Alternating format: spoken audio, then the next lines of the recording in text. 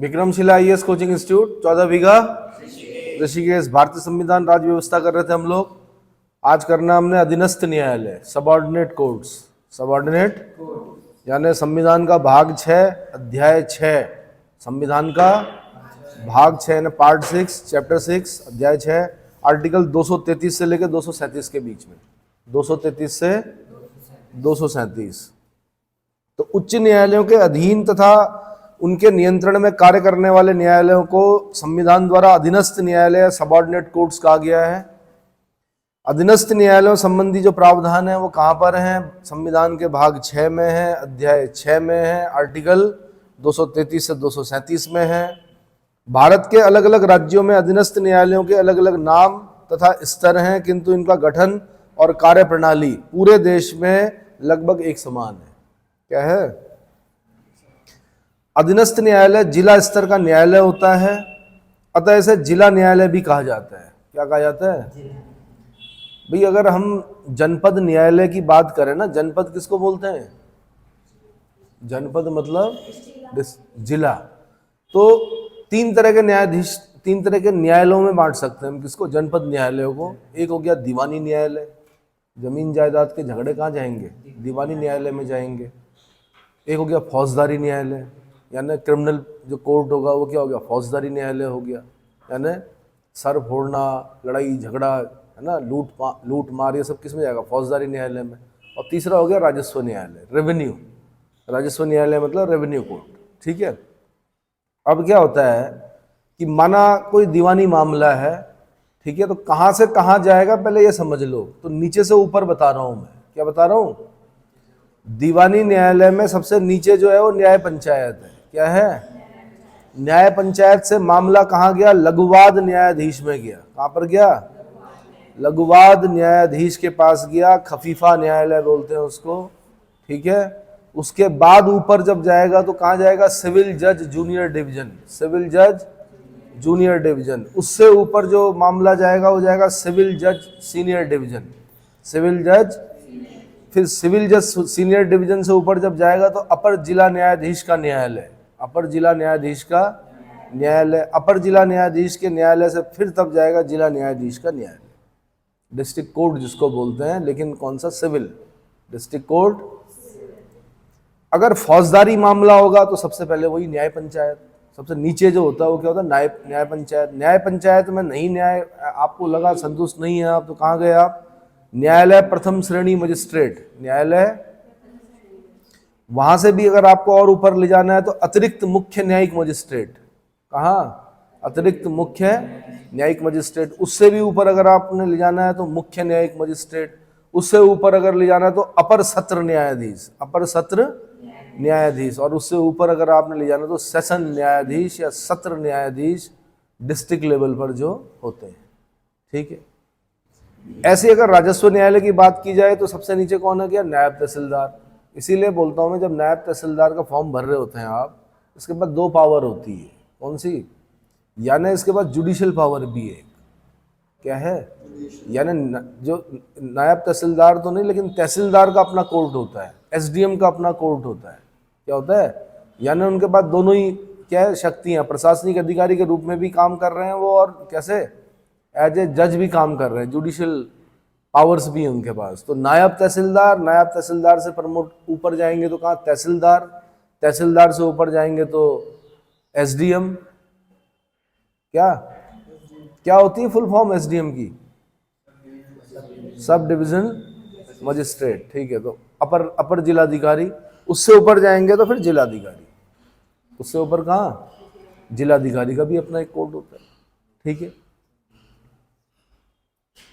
तो भाई मैंने कहा अधीनस्थ न्यायालय जिला स्तर का न्यायालय होता है, अतः इसे जिला न्यायालय भी कहा जाता है। यह जिले का सबसे बड़ा न्यायालय होता है। जिले का सबसे बड़ा न्यायालय कौन? जिला न्यायालय। जिला न्यायालय को दो वर्गों में बांट दिया हमने, दीवानी न्यायालय और दूसरा आपराधिक न्यायालय। दीवानी न्यायालय को हमने बोला सिविल कोर्ट, आपराधिक न्यायालय को हमने बोला क्रिमिनल कोर्ट। दीवानी न्यायालय में माल संबंधी मामले और आपराधिक यानी फौजदारी न्यायालय में आपराधिक मामले सुने जाते हैं। जिले में एक तीसरे प्रकार का न्यायालय होता है जिसको राजस्व न्यायालय यानी रेवेन्यू कोर्ट कहा जाता है। ठीक है, यह भू राजस्व संबंधी विवादों का निपटारा करता है। क्या करता है? अच्छा, आपने राजस्व न्यायालय में सबसे ऊपर आपने जिलाधिकारी पढ़ा, इनको कलेक्टर बोलते थे पहले अंग्रेजों के समय में। क्या बोलते थे? अभी क्यों बोलते हैं कलेक्टर? अभी बोलते हैं कलेक्टर।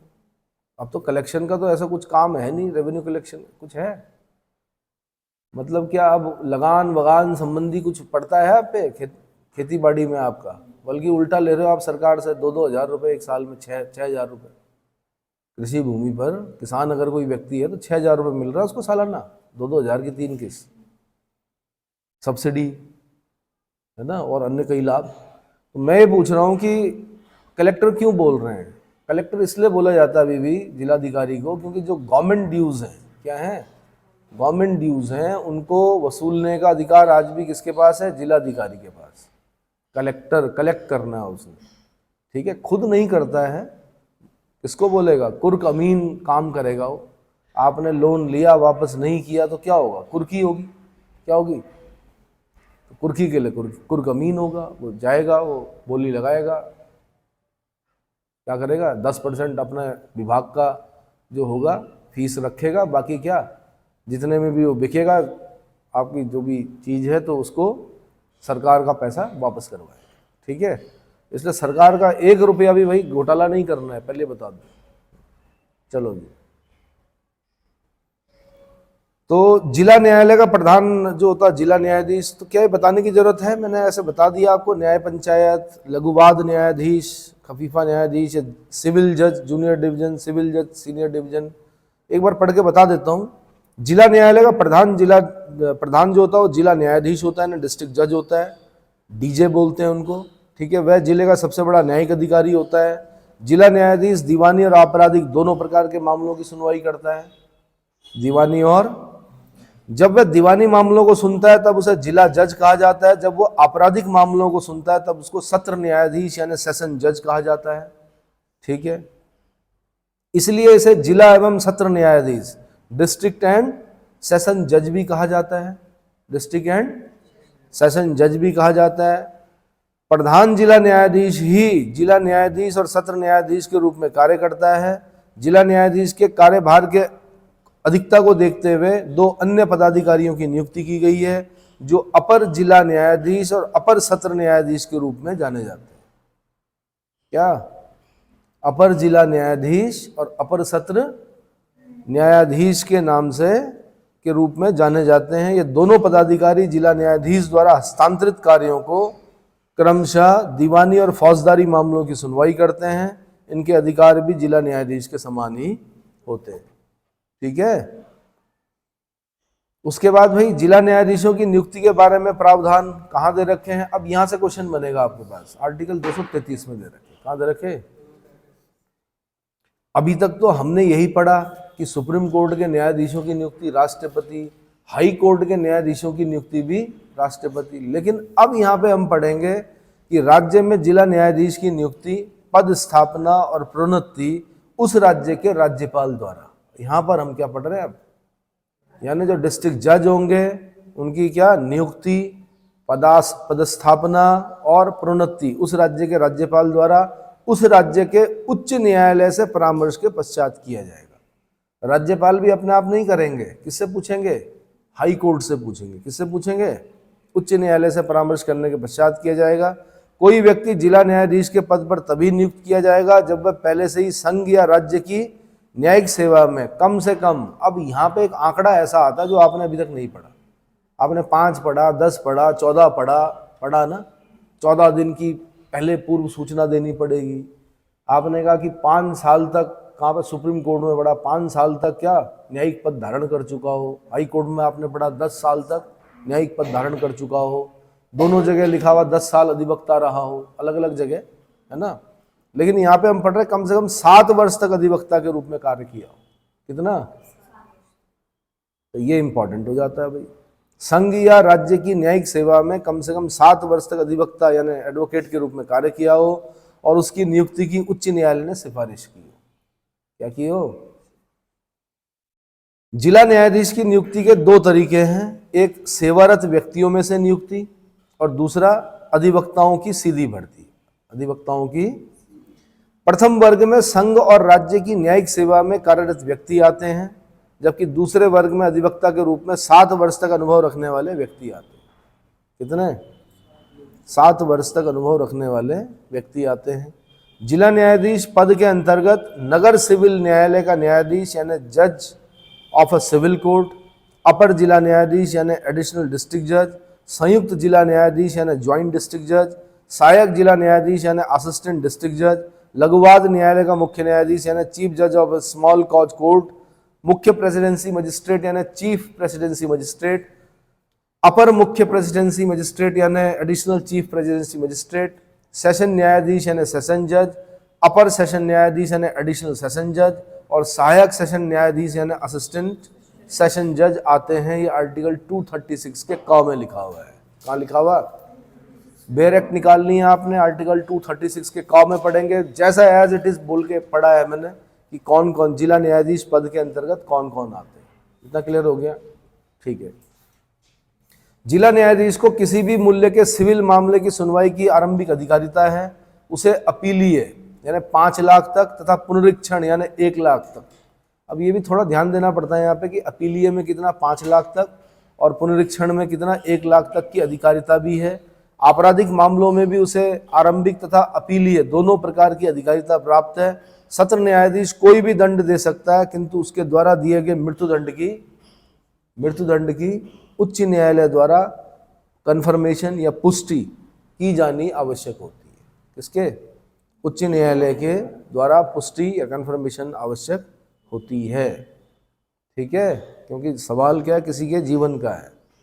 क्या है? और सबसे महत्वपूर्ण क्या है भाई? सबसे महत्वपूर्ण क्या चीज है इस धरती पर? आपका जीवन नहीं है? हाँ? मेरा जीवन कोरा कागज कोरा ही रह गया, किशोर ने गाया एक गाना। गाया तो एक गाना कभी फिट ना हो बस भाई, इसलिए जल्दी जल्दी क्या करो, पढ़ो, वरना असफलता के बाद अधिकतर लोग यही गाना सुनते हैं कि मेरा जीवन कोरा कागज कोरा ही रह गया। सुने हो? किशोर दा को नहीं सुने हो? सुनना। जिला न्यायाधीश यानी डिस्ट्रिक्ट जज के नीचे सिविल मामलों की सुनवाई के लिए अधिकतर केसेस में देखा गया है कि जब व्यक्ति क्या होता है, डिप्रेशन में आता है। अभी तो क्या है, अभी तो युवा अवस्था है, अभी तो क्या है, उछल कूद दौड़ भाग है ना, रंग। एक समय ऐसा आता है जब व्यक्ति को लगता है ऐसा, तो जो सुसाइडल टेंडेंसी देखी गई है उसमें यह भी देखा गया कि कोई व्यक्ति रात भर यही गाना सुनता रहा। कौन सा? कोरा कागज कोरा ही रह गया मेरा जीवन। तो उस गाने ने इतना बड़ा इम्पैक्ट छोड़ा उस व्यक्ति पर कि क्या सुबह वो चलो भाई जिला न्यायाधीश तो ऐसी परिस्थिति ना है, इसलिए क्या करो, कर्म करो, अब फल की इच्छा भी करो भाई थोड़ा बहुत, है ना। जिला न्यायाधीश डिस्ट्रिक्ट जज के नीचे सिविल मामलों में सुनवाई के लिए सीनियर जज, कौन? सीनियर जज सीनियर डिवीजन तथा सिविल जज जूनियर डिवीजन का न्यायालय होता है। सिविल जज सीडी को भी किसी भी मूल्य के सिविल मामलों की सुनवाई की आरंभिक अधिकार है। वह 1 लाख तक के मूल्य के मामले में अपील भी सुन सकता है। कितना? 1 लाख, 1 लाख तक के मूल्य के मामले में अपील भी सुन सकता है। सिविल जज जूनियर डिवीजन को पहले मुंसिफ न्यायालय के नाम से जाना जाता था। आज भी बोलते हैं भाई, आप अगर पीसीएस निकालोगे तो मुंसिफ मजिस्ट्रेट बनोगे। आप क्या बनोगे? मुंसिफ मजिस्ट्रेट। लेकिन उसके लिए लॉ करना जरूरी है। पहले क्या करना जरूरी है? Law, LLB। ठीक है। तो सिविल जज जूनियर डिवीजन से पहले मुंसिफ न्यायालय के नाम से जाना जाता था। इसे 1 लाख मूल्य तक के दीवानी मामलों को सुनने का अधिकार है, किंतु इसे अपील सुनने का अधिकार नहीं है। लघुवाद न्यायालय की स्थापना बड़े नगरों में छोटे छोटे मुकदमों के निस्तारण के लिए की जाती है। ये न्यायालय किराया वसूली, किराएदारी की बेदखली आदि से संबंधित मुकदमों की सुनवाई करते हैं। क्या करते हैं? ठीक है। सत्र न्यायाधीश यानी सेशन जज, सत्र न्यायाधीश यानी सेशन जज के नीचे आपराधिक मामलों की सुनवाई के लिए मुख्य न्यायिक मजिस्ट्रेट यानी चीफ जुडिशियल मजिस्ट्रेट, न्यायिक मजिस्ट्रेट प्रथम श्रेणी यानी जुडिशियल मजिस्ट्रेट फर्स्ट क्लास, न्यायिक मजिस्ट्रेट द्वितीय श्रेणी यानी जुडिशियल मजिस्ट्रेट सेकंड क्लास का न्यायालय होता है। मुख्य न्यायिक मजिस्ट्रेट का न्यायालय 7 वर्ष तक का कारावास तथा कोई भी जुर्माना दे सकता है। बड़ा इंपॉर्टेंट, क्या? मुख्य न्यायिक मजिस्ट्रेट का न्यायालय 7 वर्ष तक का कारावास तथा कोई भी जुर्माना दे सकता है, जबकि न्यायिक मजिस्ट्रेट प्रथम श्रेणी को 3 वर्ष तक का कारावास और 10,000 रुपये जुर्माना या दोनों देने का अधिकार होता है। न्यायिक मजिस्ट्रेट द्वितीय श्रेणी जो है वो 1 वर्ष तक का कारावास और 5,000 रुपये तक का जुर्माना या दोनों प्रकार का दंड दे सकता है। जिला न्यायाधीश के नीचे यानी इंफीरियर राज्य के सिविल न्यायालय पदों पर सिविल जज पोस्ट पर भर्ती के संबंध में प्रावधान आर्टिकल 234 में दिया गया है।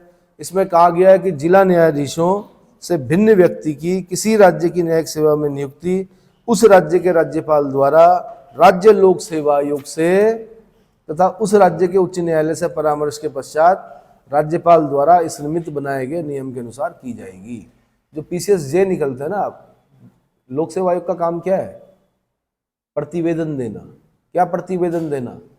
आपकी रिपोर्ट देना। भाई फॉर्म आएगा PCSJ का, आप लोगों ने भरा सबने, उसके बाद पेपर दिया, प्री दिया, मेंस दिया, इंटरव्यू दिया, जो भी दिया, उसके बाद एक शॉर्टलिस्ट होगा ना कि कौन कौन निकलने, वो रिपोर्ट बनेगी। वो रिपोर्ट किसको देंगे? वो राज्यपाल को देंगे।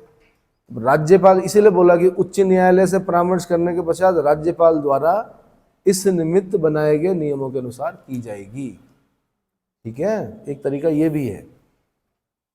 एक तरीका तो वो है 7 साल अधिवक्ता के रूप में, पर कई लोग ऐसे हैं जिन्हें मेरे ख्याल से 40 साल भी हो गए वकालत करते हुए, नंबर नहीं आया। हर कोई नहीं बनता है ना। पर जो मिनिमम दे रखा हो कितना, 7 वर्ष तक आप अधिवक्ता कर रहे हैं, आप जज बन सकते। ठीक है। दूसरा तरीका है कि लॉ करते हुए ढंग से पढ़ो उसको। क्या करो? PCSJ निकालो और क्या बन जाओ? जज बन जाओ। ठीक है। फिर वहाँ से आप धीरे धीरे प्रमोट होते होते एक समय में कहाँ जाओगे? डिस्ट्रिक्ट जज बनोगे। फिर डिस्ट्रिक्ट जज से प्रमोट होते होते कहाँ जाओगे? हाई कोर्ट में जाओगे। हाई कोर्ट से प्रमोट होते होते कहाँ? सुप्रीम कोर्ट में जाओगे। लेकिन उसके लिए ये है कि सही समय पर आपका LLB होना चाहिए। अब ये नहीं ना कि 40वें साल में याद आ रही कि LLB करनी है ना। ठीक है। जिला न्यायालयों या उनके अधीनस्थ न्यायालयों पर नियंत्रण कंट्रोल का अधिकार उच्च न्यायालय में निहित है। भाई जिला न्यायालयों पर कौन कंट्रोल करेगा? उच्च न्यायालय। ठीक है। अतः जिला न्यायाधीश तथा उसके न्यायिक पदाधिकारियों के विरुद्ध उच्च न्यायालय को अनुशासनात्मक कार्रवाई करने का अधिकार है।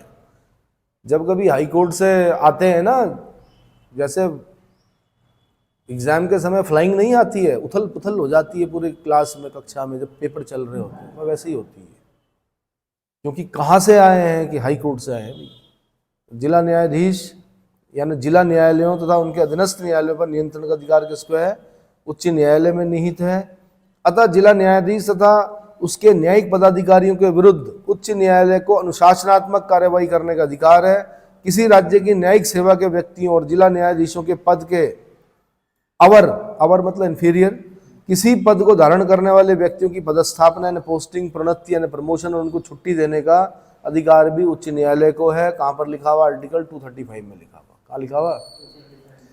उच्चतम न्यायालय तथा उच्च न्यायालयों की भांति ही जिला न्यायालयों को भी स्वतंत्र रखने के लिए संविधान में कुछ प्रावधान किए गए हैं। अब ये एक छोटा सा क्वेश्चन बनता है। हमने सुप्रीम कोर्ट को स्वतंत्र रखने के लिए पूछा, हाई कोर्ट को स्वतंत्र रखने के लिए पूछा, इम्पार्शियल रखने के लिए पूछा कि संविधान में क्या प्रावधान है। ऐसे ही पढ़ रहे हैं कि जिला न्यायालयों को भी स्वतंत्र रखने के लिए संविधान में क्या प्रावधान किए गए हैं। तो नंबर 1, जिला न्यायाधीशों की नियुक्ति, तैनाती और पदोन्नति। नियुक्ति, तैनाती और पदोन्नति राज्यपाल द्वारा उच्च न्यायालय से परामर्श करने के पश्चात की जाएगी। आर्टिकल 233 में लिखा हुआ। ठीक है। दूसरी बात लिखी हुई, जिला न्यायाधीशों से भिन्न व्यक्तियों की किसी राज्य की न्यायिक सेवा में नियुक्ति उस राज्य के राज्यपाल द्वारा राज्य लोक सेवा आयोग तथा संबद्ध उच्च न्यायालय के परामर्श करने के पश्चात और राज्यपाल द्वारा निर्मित नियमों के अनुसार की जाएगी। आर्टिकल 234। अगला, जिला न्यायालय और उसके अधीनस्थ न्यायालयों का नियंत्रण उच्च न्यायालय में निहित होता है। आर्टिकल 235। जिला न्यायाधीशों तथा उसके न्यायिक पदाधिकारियों के विरुद्ध अनुशासनात्मक कार्रवाई करने का अधिकार किसको है? उच्च न्यायालय को। ये 4 चीजें लिख दीजिए। छोटा क्वेश्चन बनता है कभी कभी, इतना काफी होता है इसमें लिखना। ठीक है। ठीक है भाई।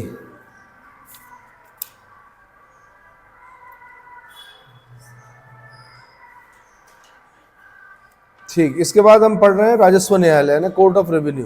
कोर्ट ऑफ रेवेन्यू, इसको ढंग से पढ़ लीजिए, क्योंकि जिस फील्ड में आप लोग तैयारी कर रहे हो आपको इसके बारे में पता होना चाहिए। किसके बारे में भाई? अगर आप पीसीएस की तैयारी कर रहे हैं, एसडीएम बनेंगे तो कुछ पता होना चाहिए, या नायब तहसीलदार भी फॉर्म भरेंगे, पता होना चाहिए काम क्या करना है। ठीक है, तो राज्यों में भू राजस्व यानी रेवेन्यू के संबंध में राज्य स्तर पर पृथक न्याय प्रणाली का प्रावधान किया गया है। क्या किया गया है? मैंने कहा डिस्ट्रिक्ट कोर्ट में 3 तरह के कोर्ट हो गए। एक कौन सा हो गया? एक आपका दीवानी न्यायालय हो गया, एक आपका फौजदारी न्यायालय हो गया, एक आपका रेवेन्यू न्यायालय भी तो हो गया, रेवेन्यू कोर्ट। तो ये अलग प्रक्रिया, अलग प्रोसेस चल रही है यहाँ पर। जैसे राज्यों में भू राजस्व यानी रेवेन्यू के संबंध में राज्य स्तर पर पृथक न्याय प्रणाली का प्रावधान किया है, जिसमें सबसे ऊपरी स्तर पर राजस्व मंडल, ये आईएएस का क्वेश्चन रहा है कभी, सबसे ऊपर कौन होता है? आंसर राजस्व मंडल यानी बोर्ड ऑफ रेवेन्यू। तथा सबसे निचले स्तर पर तहसीलदार का न्यायालय होता है। किसका? इसीलिए बोल रहा हूँ कि एंटी, अगर आप नायब तहसीलदार में निकल जाते हैं तो जैसे ही आपको पहला प्रमोशन मिलेगा आपको अपनी कोर्ट मिलेगी। क्या मिलेगी भाई? आप ऋषिकेश में रह रहे हैं, नरेंद्र नगर चले जाइए तो तहसीलदार का कोर्ट होगा, या ऋषिकेश में देख लीजिए तो तहसीलदार का कोर्ट है। तो क्या है? जुडिशियल पावर्स भी उनके पास है ना। तो सबसे ऊपर कौन है? राजस्व मंडल है, court of revenue, board of revenue है, और सबसे नीचे कौन है? तहसीलदार का न्यायालय है। ठीक है, तो सबसे पहले राजस्व मंडल के बारे में पढ़ लेते हैं। ऊपर से चल रहे हैं हमें। राजस्व मंडल या रेवेन्यू बोर्ड, प्रत्येक राज्य में एक राजस्व मंडल होता है जो राजस्व संबंधी विवादों का निर्णय करने के लिए सबसे बड़ी अदालत है। राजस्व संबंधी विवादों का निर्णय करने के लिए सबसे बड़ी अदालत कौन सी है? आंसर रेवेन्यू बोर्ड यानी राजस्व मंडल। इसके निर्णय के विरुद्ध अपील राज्य के उच्च न्यायालय में की जा सकती है। कहाँ? फिर है कमिश्नर या आयुक्त यानी कमिश्नर। तो भू राजस्व या मालगुजारी संबंधी कार्य के लिए राज्य को कई कमिश्नरियों में विभक्त कर दिया जाता है, और प्रत्येक कमिश्नरी का प्रधान कमिश्नर या आयुक्त कहलाता है। क्या कहलाता है? कमिश्नर या आयुक्त कहलाता है। आयुक्त के द्वारा जिलाधीशों के फैसले के विरुद्ध अपील सुनी जाती है। 2 मंडल हैं। कौन है? 2 commissioner, Kumaon commissioner, Garhwal commissioner. Kumaon commissioner और गढ़वाल कमिश्नर, उत्तराखंड में 2 ही है ना। दीपक रावत जी का नाम सुना होगा, कहाँ के कमिश्नर हैं? कुमाऊं कमिश्नर है शायद, है ना। अंग्रेजों के समय से चली आ रही है प्रथा भाई। आपने पढ़ा कि कुमाऊं पर अधिकार कर लिया, पहले कमिश्नर कौन बने? ई गार्डनर बने। कौन बने? और गढ़वाल के कौन बने पहले कमिश्नर? भाई ठीक है, पहले कुमाऊं कमिश्नर कौन बने? ई गार्डनर बने। गढ़वाल के कौन बने पहले कमिश्नर? कमिश्नरी का मतलब किसी जमाने में होता था, अब तो मुझे नहीं मालूम कि डेफिनेशन क्या चेंज हुई है उसमें, लेकिन कमिश्नरी का मतलब होता था 1000 स्क्वायर किलोमीटर। क्या होता था? यानी उसके अंडर में 1000 किलोमीटर स्क्वायर का क्षेत्र होता था अंग्रेजों के समय में। कितना? 1000 किलोमीटर स्क्वायर। हाँ जी, Ramsay, sir Henry Ramsay, Garhwal, पहले गढ़वाल कमिश्नर कब नियुक्त हुए थे? अरे भाई ये तो बहुत बाद में बता रहे हो आप। 1814 में है जब आंग्ल गोरखा युद्ध हुआ, तो उसके बाद कुमाऊं कमिश्नर बने होंगे, 15 में बने होंगे ई गार्डनर, 16 में बने होंगे गढ़वाल कमिश्नर। गढ़वाल कमिश्नर का नाम बताइए। हाँ जी,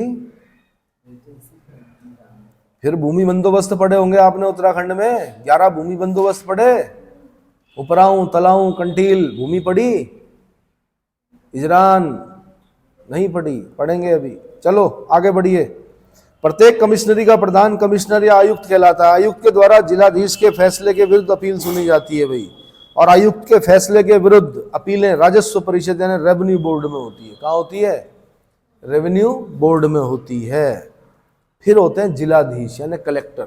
जिलाधीश यानी मालगुजारी की वसूली के लिए हर जिले में एक जिलाधीश होता है, जो तहसीलदार और sub division magistrate, SDM, sub division magistrate मतलब एसडीएम, तहसीलदार तथा सब डिवीजनल मजिस्ट्रेट के निर्णयों के विरुद्ध अपील की सुनवाई करता है। के निर्णयों के विरुद्ध अपील की। ठीक है, अब है नीचे कौन सा है, सब डिविजनल मजिस्ट्रेट यानी एसडीएम का न्यायालय। तो जिला कई सब डिविजनों में बटा होता है और प्रत्येक सब डिवीजन के प्रधान को सब डिविजनल मजिस्ट्रेट या उपखंड मजिस्ट्रेट कहते हैं। क्या कहते हैं? उपखंड मजिस्ट्रेट कहते हैं। ये जिलाधीशों के अधीन रहते हुए सब डिवीजन में राजस्व के मामलों की सुनवाई और शांति व्यवस्था संबंधी कार्य करते हैं। समझ में आ गया? उसके बाद होता है तहसीलदार। क्या होते हैं? प्रशासन किस तरह से चल रहा है इसको समझिए। खाली ये नहीं कि फॉर्म भरा एसडीएम बनेंगे जी हम जी तहसीलदार बनेंगे, हम जी नायब तहसीलदार, ये भी तो पता होना चाहिए प्रशासन होता है कैसे। देखो ना कैसे चल रहा है। देखो गांव में कौन है? पटवारी है। कौन है? पटवारी के बाद फिर प्रमोट होकर क्या बन रहे हो? कानून गो बन रहे हैं। कानून गो से प्रमोट होकर क्या बन रहे हैं? नायब तहसीलदार बन रहे हैं। तो अब आपके पास दो तरीके हैं, या तो पटवारी का फॉर्म भरो और 15-20 साल वेट करो, तब जाके आप क्या बनोगे? नायब तहसीलदार बनोगे। क्या बनोगे? अब आप नायब तहसीलदार बन गए, माना सीधे नायब तहसीलदार से प्रमोट होकर आप क्या बनोगे? तहसीलदार बनोगे। तहसीलदार से प्रमोट होकर क्या बनोगे? एसडीएम बनोगे। एसडीएम से प्रमोट होकर क्या बनोगे? एडीएम बनोगे। ये तो बनोगे, है ना। तब जाके अगर भाग्य में रहा आपके तो हो सकता है कि काडर मिल जाए, आईएएस काडर, है ना। कृत्य जिलाधिकारी या जिलाधिकारी। तहसीलदार भाई सब डिवीजन तहसीलों में बटा होता है और प्रत्येक तहसील में एक तहसीलदार होता है। इसका प्रमुख कार्य मालगुजारी की वसूली और अपनी तहसील में शांति बनाए रखना है। तहसीलदार की सहायता के लिए कौन होता है? नायब तहसीलदार होते हैं। कौन होते हैं? नायब तहसीलदार होते हैं। अब आप बोलते तो है, लेकिन आप देख रहे हो जब हम मिडिवल पढ़ रहे थे तब हम पढ़ रहे थे वहां पे नायब। क्या पढ़ रहे थे हम? अब ये नायब पद कहां पढ़ा सबसे पहले हमने, बताओ तो।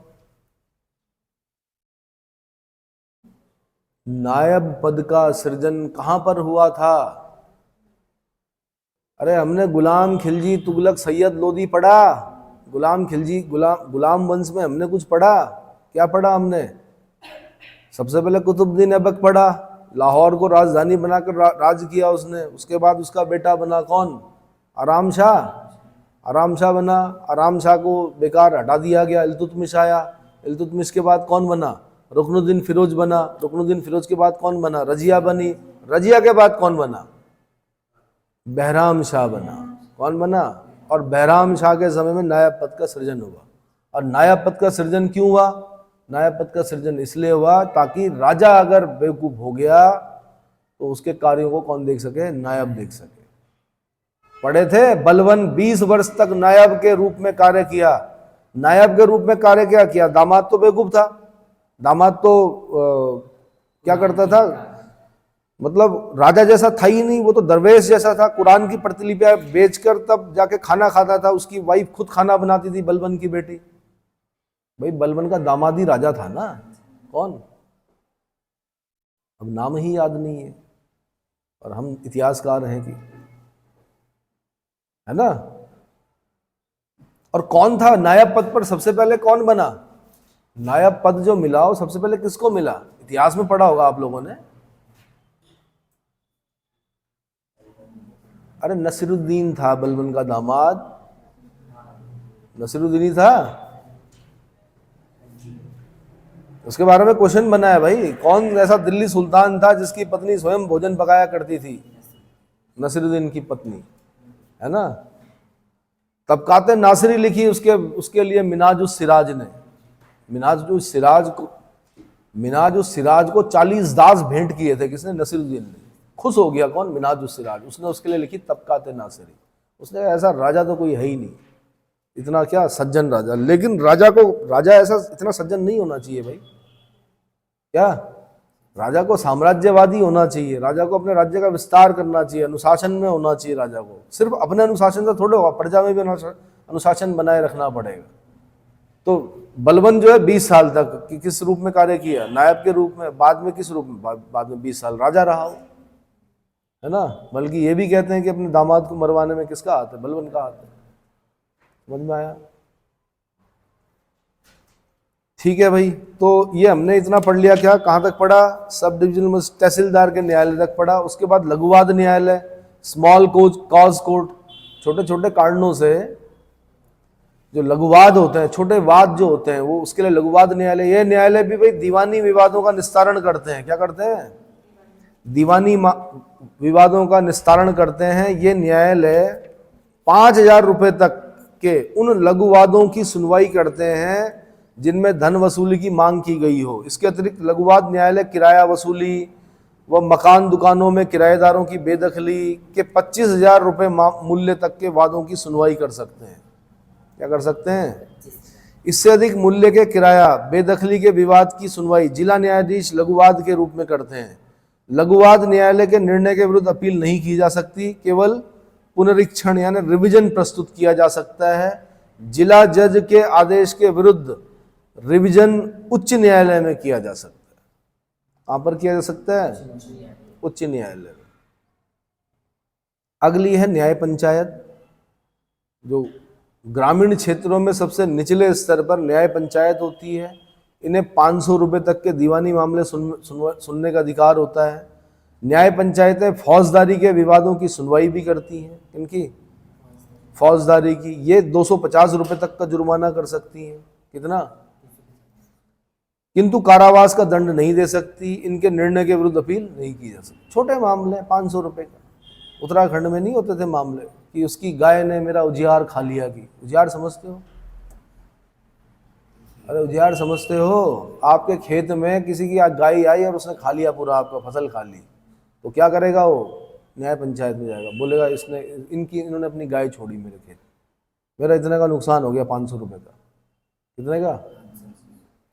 उसके बाद है भाई ग्राम न्यायालय, विलेज कोर्ट। क्या है? विलेज कोर्ट के बारे में पढ़ लेते हैं। भारत के प्रत्येक व्यक्ति तक न्यायिक व्यवस्था उपलब्ध कराने के उद्देश्य से भारतीय संसद द्वारा 2008 में ग्राम न्यायालय अधिनियम पारित किया गया, जो कि 2 अक्टूबर 2009 से लागू हुआ। इस न्यायालय में न्यायाधिकारी की नियुक्ति राज्य के राज्यपाल द्वारा संबंधित उच्च न्यायालय के सलाह पर की जाती है। प्रत्येक पंचायत के खंड स्तर पर ग्राम न्यायालय स्थापित करने का प्रावधान है। इनको प्रथम श्रेणी न्यायिक मजिस्ट्रेट की शक्तियां प्राप्त होती हैं। कितना? प्रथम श्रेणी न्यायिक मजिस्ट्रेट की शक्तियां प्राप्त होती हैं। यह न्यायालय चलते फिरते न्यायालय यानी मोबाइल कोर्ट होंगे, जो गांव में जाकर सुनवाई करेंगे। इन्हें सिविल एवं आपराधिक दोनों मामलों में सुनवाई का अधिकार प्रावधानित है। यह एक निशुल्क न्याय प्रदान करने की व्यवस्था है। क्या है? अब अभी तो सुनने में बड़ा अटपटा सा लगा, न्याय पंचायत लिखने, ग्राम न्यायालय लिखने के लिए आता ना जब मेंस में, अब लिखे क्या ग्राम न्यायालय में? तो यही सब चीजें लिखी जाती कि इन्हें सिविल और आपराधिक दोनों मामलों की सुनवाई का अधिकार प्रावधानित है। ये एक निःशुल्क न्याय प्रदान करने की व्यवस्था यहाँ से स्टार्ट कर सकते हैं आप, है ना। 2008 में क्या किया गया था? ग्राम न्यायालय अधिनियम पारित किया गया। 2009 से इन्होंने कार्य करना शुरू किया। ठीक है। फिर होता है कुटुंबीय परिवार न्यायालय, फैमिली कोर्ट। कुटुंबीय, आजकल इनमें केसेस, नंबर ऑफ केसेस बढ़ गए हैं। कारण क्या है? कारण क्या है बताओ? क्या पहले नहीं लड़ते थे लोग? पहले भी तो लड़ते थे। अभी क्या है? सहन शक्ति। हाँ जी, तालमेल नहीं बैठ पा रहा है, देर में कर रहे हैं माता पिता शादी, ऐसा। हाँ, पहले कैसे मिलते थे विचार भाई? ऐसा किसी ने बताया आपको कि सेक्रीफाइस करते थे पहले के लोग? हाँ जी, शर्म थी पहले। पहले समाज बांध के रखता था, अभी समाज ने फ्री छोड़ दिया। You are free to move throughout the territory of India, ऐसा। हाँ जी, पहले के लोगों को में नॉलेज नहीं था कि अलग भी होना है, कोर्ट में न्याय मिलेगा। अच्छा, ठीक है।